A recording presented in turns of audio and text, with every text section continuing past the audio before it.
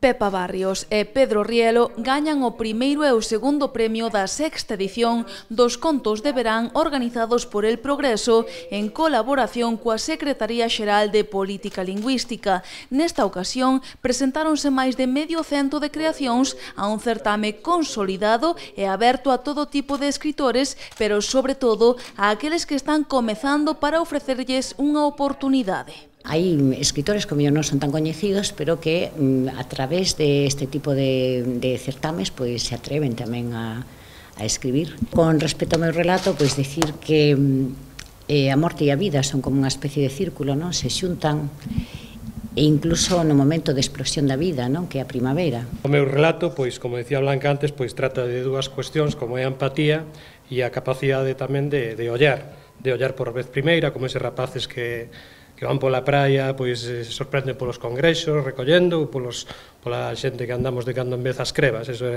recollendo o que nos vai deixando as mareas, sorprenderse e descubrirse ante toda a beleza que nos rodea e que a veces non reparamos, pois o Pórtico da Gloria, a gran xoia do románico.